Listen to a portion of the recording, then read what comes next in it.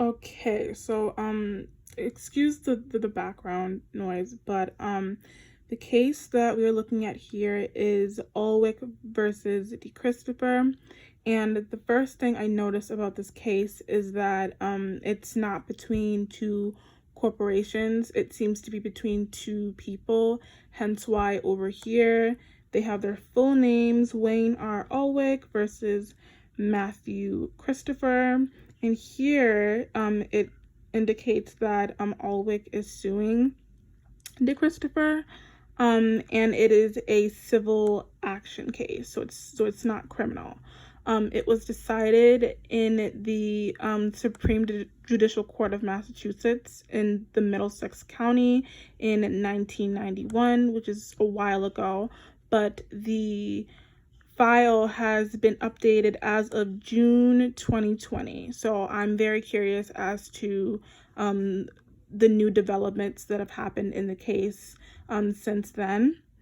So we're going to look at the prior history first. So it says here that a civil action commenced in the Superior Court Department on October 24th, 1986. And it was heard by James F. McHugh III on a motion for summary judgment. The Supreme Court, on its own initiative, translated the case from the appeals court. So maybe someone appealed it. I think that's what I'm getting at right now. And they affirmed that appeal. That's why it says judgment affirmed over here. So it says here that social host negligency encouraged drinking in his home. He should have been held as culpable as if he had served the drinks himself. The social host claimed there was no common law duty. The court held that there was no duty. So let me just highlight this, because obviously if the court holds that, then it's important. The court found that liability of social hosts had been imposed solely in situations where social hosts made the liquor available to the intoxicated guest and had control of the liquor supply. So from that's basically saying, like, if you have a party and somebody in your party is drunk driving and you are basically the person who gave them the alcohol, then you could also be held responsible as well. That's what I'm getting from that right now. The court found that liability of social host has been imposed solely in situations, blah, blah. Okay, I just said that. The social host in the instant case provided none of the liquor and had no control over the liquor that belonged to the intoxicated guest. So basically it's saying that the defendant didn't have control of the alcohol that the intoxicated person had access to. And the court would not impose a supervisory duty on the social host to police the conduct of guests who drank their own liquor. There was no duty to travelers on the highways from social hosts who neither provided alcohol nor made it available to third parties. The factor of control over the liquor continued to be the dominant consideration in whether liability would be imposed. So what I'm getting from that is that basically it's not really the host of the party's job to police everybody on their drinking habits during the party, even if they provided the alcohol. I mean, obviously, if you go out, you are responsible for yourself. Therefore, the host doesn't really have as much say in what happens after a person starts drinking. So over here we have the case summary. We have the procedural posture.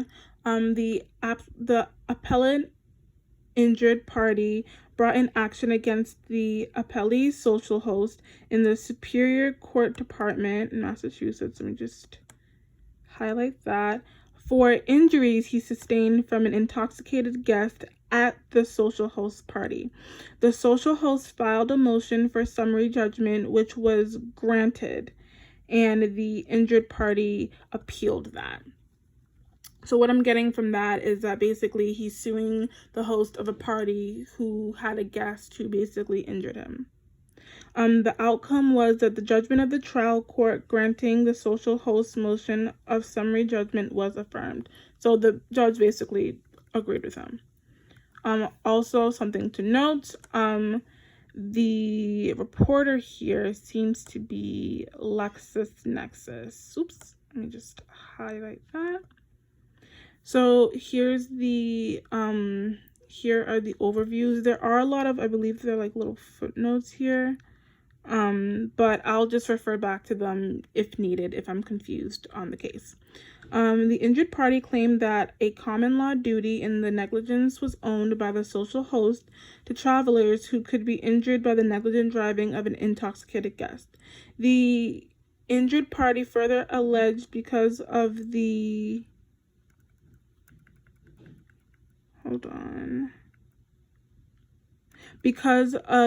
social guest liability under common law theory of negligence only in circumstances where the host was served or provided liquor to an intoxicated guest. So this is important. Such as theory of liability proceeds from the duty of care that accompanies control of the liquor supply. The relevant injury in determining negligence who had the authority to deny further service of alcohol when intoxication became apparent. So basically, the person has the right to cut you off. So like a good example of this would be like if you host a party, if like let's say I hosted a party, like I would basically have the right to like tell someone like, hey, you're drinking too much, like you need to stop. Social hosts who neither provide alcoholic beverages nor make them available do not owe a duty to travelers on the highways to supervise their premises when they know or reasonably should know that drinking is taking place on the premises. So that's also important too. So that's basically saying that like the host of the party isn't necessarily responsible for the actions of the guests if they do get too intoxicated and if they decide to drive home on amongst themselves. So then so the evidence and burdens of proof. When statutes invoke criminal penalties but do not expressly or implicitly granting an independent ground for civil liability, any liability on the defendant's part must be grounded in the common law of negligence. This means that plaintiff has the burden of proving each and every element of the claim: duty, breach of duty, element of negligence, causation, actual and proximate damages. So from analyzing this part, what I see is that the plaintiff basically has the hardest job in proving their case, because the judges have already affirmed that if somebody goes to a party, the host isn't necessarily responsible for the amount they drink or if they injure somebody. In the Commonwealth of Massachusetts, violation of a statute does not by itself establish a breach of duty, for it does not constitute negligence per se. Okay, so this is it's a little bit layered here. From what I'm seeing, it's saying that like even though the person violated the statute, obviously like there's probably a statute about drunk driving in Massachusetts law. That doesn't necessarily mean that the host of the party was negligent, because I mean they can't see the future. They do not know if their guest is going to injure somebody when they leave after drinking. So here are the head notes and summary. Practice, civil, summary, judgment, negligence, consumption of alcohol, liquors by guests, violation of a statute. So that basically talks about like operating a motor vehicle while drunk driving. So This is the opinion. So it says a social host is not liable in tort for injuries caused to a third person by an intoxicated guest at the host party in circumstances where the host neither served nor provided liquor to the guest. So just to break that down, that would basically mean that like the host doesn't necessarily have control about on how much the person can drink. Yeah, they can tell. I mean, you can tell any of your friends like, hey, you are drinking too much, but it's not necessarily their legal responsibility to police their guests in terms of how much they drink. Where a social host had no control over the liquor its intoxicated guests brought to and consumed at the host party, the host could not be held liable in tort under a theory of negligent encouragement for injuries caused to a third person by the guest. So from what I'm seeing there is that, like, let's say I had a party and my friend brought her own bottle of alcohol. If she decides to drink the entire bottle of alcohol, leaves my house, and gets in a drunk driving accident, I necessarily cannot be held liable.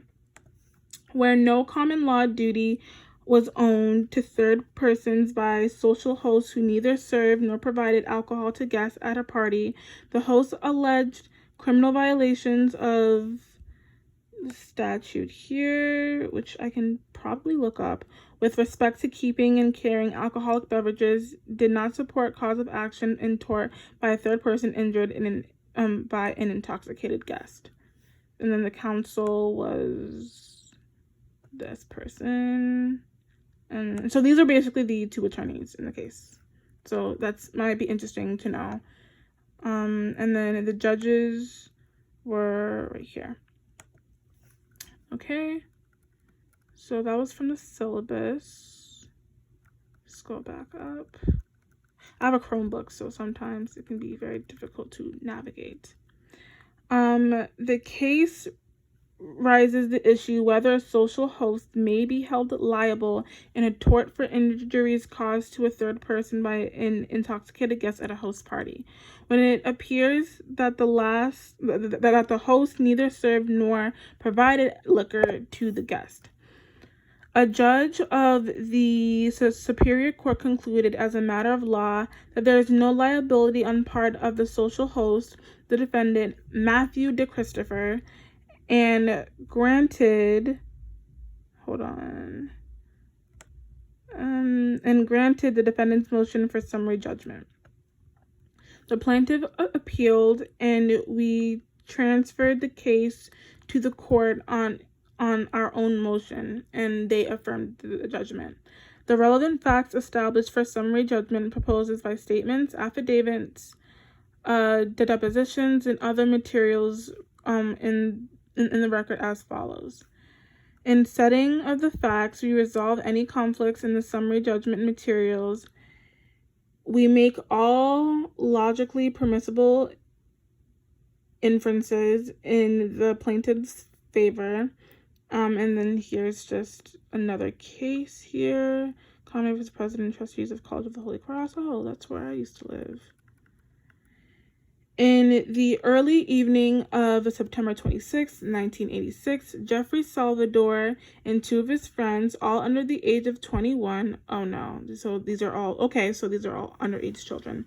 So this makes it even more interesting because it involves children that are actually my age, and circumstances like this do come about very often in modern times, in which, like, you go to a fraternity party and you have people drinking like crazy, and it raises the question of is that fraternity or whoever hosted the party liable for if if someone gets hurt after drinking at their house. The three traveled to a liquor store where they paid $5 to a passerby to purchase a bottle of vodka for their consumption. When they then drove to a party at the home of the defendant, then age 18, who had informed some of his friends, although not Salvatore, that he had planned to have a party that evening. The party was by and large a BYOB, which is bring your own booze, which is a very common concept with young college kids because we can't go to bars. It was not a dancing party, but a rock hard music and was playing in the background. The defendant was the sole host. His mother and stepfather were out of town, and no one else had been requested to supervise the defendant during the parents' absence. Many of these guests came to the party by automobile and parked their cars on the defendant's driveway and on the street in front of his home. At least 40 to 50 people attended the party, many of them underage students and recent graduates of Melrose High School. The guests drank and played party games in the defendant's living room. During the party, the defendant left the door in his house open so that others could enter without having to knock or ring. According to the affidavit in the record, the kids went to these private drinking parties to avoid the risk of being arrested by police or drinking in the park and the golf course. Private parties were a safe place to drink, which is also very common where, you would go to your friend's house and, you would just drink with the people there. The defendant also made space available in his kitchen refrigerator for beer brought by his guests. So this is actually something that's important because it shows that, first of all, he didn't really buy that much alcohol and that the drinks were BYOB. And it just affirms that because it shows that he just he made space in his fridge for people to bring their own alcohol. The refrigerator contained juice for mixing drinks, including pineapple juice, trays of ice, and purchased bags of ice. Bottles of rum and vodka stood on the kitchen counter. Glasses were available in kitchen cabinets. By 9 p.m., there were empty bottles and beer cans scattered all over the kitchen and living room.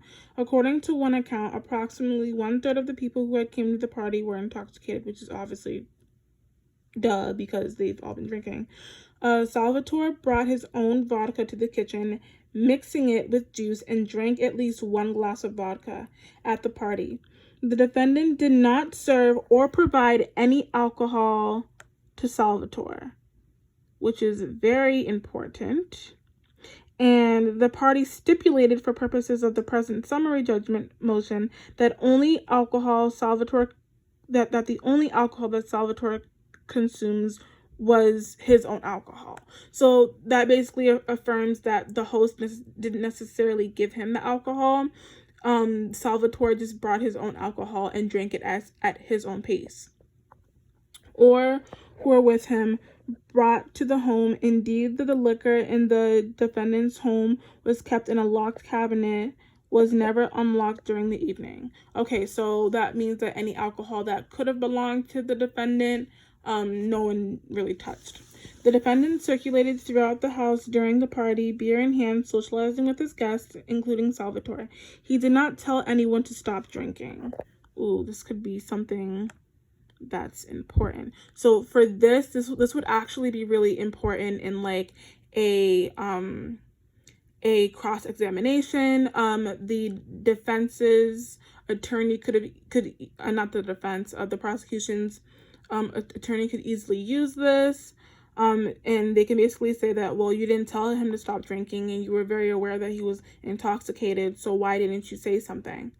The defendant spoke briefly with Salvatore in the kitchen, while Salvatore was sitting, stirring a pitcher of vodka with a little pineapple juice. The two young men had gone to the same high school and knew one of other, but they were not friends. So this could be important too, because this could establish that not only did the defendant not only did the guy not really know Salvatore, but he didn't really owe him to tell him to stop drinking because they weren't close friends. Let's see. The defendant said nothing to Salvatore about his... Oh, so he basically said nothing to Salvatore about his drinking or his ability to drive. Salvatore stayed at the party for up to an hour and a half before leaving in his Chevrolet Camaro IROC Z28 automobile at about 10 p.m. Salvatore accelerated to over 60 miles per hour, crossed the center line, entered the upcoming lane, and hit the plaintiff, an on-duty police officer operating a police motorcycle, in an area in which was known for the teenage drinking and driving. Okay, now that I'm reading this, now I'm kind of getting it. So basically, there's a third party involved in this as well, which is the guy who hosted the party, and they're basically determining if the host of the party had any sort of bearing in Salvatore hitting the on-duty police officer. Okay, that makes sense. Across center line. As a result of the collision, the plaintiff suffered a severe and permanent physical injuries. The plaintiff claims that these circumstances impose a common law duty and negligence on the defendant for the protection of travelers on the highways.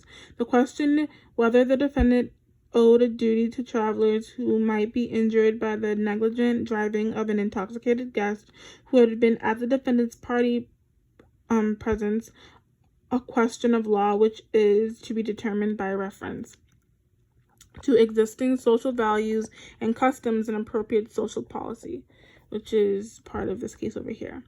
As both parties recognize our decision in McGugan versus New England, so this is a case that Professor Schumerman reviewed for us, as direct relevance to whether a duty should be imposed in the case. We disagree with the plaintiff, as did the judge below, that McGugan provides a basis to establish such a duty. In McGugan, adult hosts held a graduation party for their son. The hosts furnished alcoholic beverages, which were both served directly to the guest and made available to guests so they could serve themselves. An 18-year-old male guest at the party became intoxicated and subsequently, as a result of his intoxication, negligently operated a car, causing a death. McGugan Supra 153, we upheld the allowance of summary judgment for the host on the issue not involved in the case because there was no indication that the host knew the guest was intoxicated while at their home or he was intoxicated at a relevant time, which basically affirms what I said, is that even though these people were the guests of even though these people were the host of this party, they cannot control how much somebody drinks at their party. In deciding McGugan, we took the opportunity to review and discuss the existing law elsewhere pertaining to the liability of adult social hosts to third parties injured by negligent operation of a vehicle by an intoxicated guest who had been at the host party. The decisional authority discussed in McGugan involves situations in which the social host had furnished alcoholic beverages directly to an adult or a minor guest who the host knew or should have been known was intoxicated. Consistent with our review of the existing state of law, we indicated that in the McGugan case, would recognize social host liability to a person injured by an intoxicated guest, negligent operation of a motor vehicle where a social guest who knew or should have known that guest was drunk, nevertheless gave him or permitted him to take an alcoholic drink, and thereafter, because of his intoxication, the guest negligently operated a motor vehicle causing the third person's injury. The plaintiff relies on the italicized language above and argues that it should be implied to impose liability in a case where social host stands by while an intoxicated guest starts drinking. So it's basically on the host, where it's like, if you know that you are having a party and you're seeing somebody who is clearly drunk at your party, are you held responsible as well? It is clear, however, from the facts in the decision in the McGugan case that the italicized language refers solely to the situation where a social guest makes the person's liquor available to an intoxicated guest so the guest can continue to serve himself. Here, the defendant did not serve or make any alcohol available to Salvatore. The McGugan decision, therefore, does not afford the basis of a common law duty to the defendant. So this is basically saying that the McGugan case and this current case are not the same because Salvatore was serving himself alcohol and he brought his own alcohol. And it's very important that the defendants talked about BYOB because that means that it's basically the person who has the alcohol's responsibility to control how much they drink. The plaintiff argues, nevertheless, that the common law duty should be found to exist in the case because the defendant negligently encouraged underage drinking in his home by providing premises where minors might drink to excess, which is also a very good point because the majority of the kids there were underage, and because of that, he's basically encouraging kids who are not supposed to be drinking to drink. As disclosed in the McGugan case, supra, of the decisions that have recognized social host liability under a common law theory of negligence to have done so only in circumstances where the host has served or provided liquor to an intoxicated guest, as stated in one of the earliest of the decisions, such as theory of liability proceeds from duty. This one's important. It's duty care that accompanies controlled liquor supply. And these are just some cases to go with it as well. Who had the authority to deny further service of alcohol when intoxication became apparent. We think the factor of control should continue to be the dominant consideration in the case of this type. So basically, it's about people who, it basically goes into people controlling their liquor and it not being the person who has the party's fault. I do apologize. My apartment is right near a window. Policy considerations support the imposition of duty only in cases where the host can control and therefore regulate the supply of liquor, which is important here. So that basically means that unless the host had a direct responsibility in terms of how much the person drank, as if they kept giving the person shots, they kept giving them liquor, then they're not really responsible. A host who furnishes liquor at a social gathering, which, hold on, let me just highlight this. I've seen furnish a lot in this case, which is a very unique word to talk about supply liquor to their house. At a social gathering can deter guests from becoming intoxicated. Because the alcohol being consumed belongs to the host is like a bartender at a commercial establishment who can shut off a patron who is showing signs of excessive drinking. Society may fairly expect such circumstances. A host will deny additional liquor to an intoxicated guest.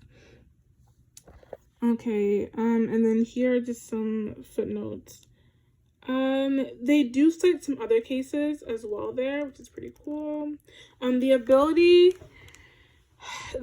effectively to control a guest's excessive drinking is not present when the liquor belongs to the guest.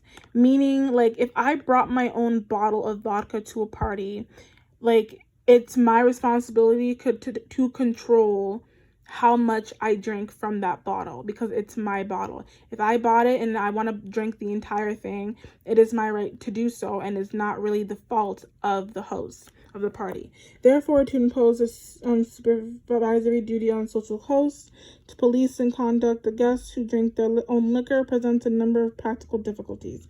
Obviously, you cannot control how much somebody drinks. I've seen intoxicated people myself, and that just wouldn't make any sense. You really cannot control how much someone drinks, and you cannot control their actions because drunk people can get very belligerent and defensive if you try to tell them that they are drunk. Hosts resort to physical force and to discourage further drinking, try to eject guests. A solution that may aggravate the situation, put a drunk driver where it should not be, behind the wheel of a car. For each reasons, liability such thus far has been found only in cases where drinks were made available by the host. Further in these contexts, we have rejected arguments that HN3, which is, I believe it's part of the footnotes, defendants who neither provided alcoholic beverages nor made them available owed a duty to travelers on the highways to supervise their premises when they knew reasonably that they should have known that drinking had taken place on the premises. And then here is just more cases. The Wallace Supra Yabokowitz Pictures Corporation. This is another Massachusetts case. These principles and the consideration that the duty of care follows from control over the liquor supply furnish practical limits of potential liability, in absence of which control in this case, we are not prepared to say that common law should provide remedy to the negligent encouragement of theory advanced in the plaintiff. So they're basically saying, is it right for someone to not control how much someone drinks at their party? No, but by law, it's not really their responsibility. The plaintiff also argues that summary judgment was inappropriate because the defendant may have violated the GLC 139 Statute 20 in 1990 because he allowed the use of premises for illegal keeping of alcohol. Because he acted as a point venturer in permitting an underage person to possess alcoholic beverages, we rejected the argument. Violations of these statutes invoke criminal penalties, but the statutes do not expressly or implicitly grant an independent ground of civil liability. And here are just some cases to summarize that. Any liability on the defendant's part in such situations must be grounded in the common law of negligence, meaning that the plaintiff has the burden of proving each and every element of the claim: duty, breach of duty, or the element of negligence over here. Causation, actual proximate damages. So basically, like I said before, the plaintiff has the burden of proof here. They have the biggest burden of proof here because for them, they basically need to prove that the host had full knowledge of the person drinking and aided in the person drinking. Let's see. In this Commonwealth violation of another statute, a statute does not by itself establish a breach of duty, for it does not constitute negligence per se. These are some more cases. Since no common law duty exists here, it follows that the statutes relied on the plaintiff do not of themselves create a cause of action in tort. Okay, so this is the judge, so I'll just highlight that as well. So basically, only to note my disagreement with the court's this is interesting. So basically, the judge kind of disagreed with what with the court's suggestion that a social host can deter a guest from becoming intoxicated, that a host in the same position as a bartender in a commercial. Any such omits take all responsible measures to eject. Therefore, the persons occupying the same soon can lawfully be done, shall be punished by a fine not less than $100 or more than $100,000, or by imprisonment for not less than 3 months for more than a year, or both. Okay, let me go up here. Establishment who must refuse to serve intoxicated guests or incur civil criminal penalties. I doubt that there are any amongst those that entertain their homes who would, in family settings, have a temerity to suggest that a parent or perhaps a mother-in-law should immediately cease the consumption of spirituous drink because, in the host's opinion, the family member was at risk of being intoxicated. Even greater, fully might be required for a host to attempt to shut off a guest as a bartender might when the guest was not only a family member but a former Marine Corps drill instructor, Green Beret, or linebacker for the New England Patriots. As I said in the McGugan versus New England case, social activities themselves usually impose constraints on extreme behavior. If they do not, there's little civilized host to expect to accept pare down the guest list. Okay, so just to review everything here, there's a lot of information here, but what I'm getting is that it's not a host responsibility to control if somebody, like, how much somebody drinks. If you go out to a party and someone is drinking and they brought their own alcohol, that person isn't necessarily held liable for how much that person drinks or what they do after they leave their house. Is it wrong for a host to let someone leave if they're blackout drunk? Of course it is, but by law, they are not held responsible for if something happens after that.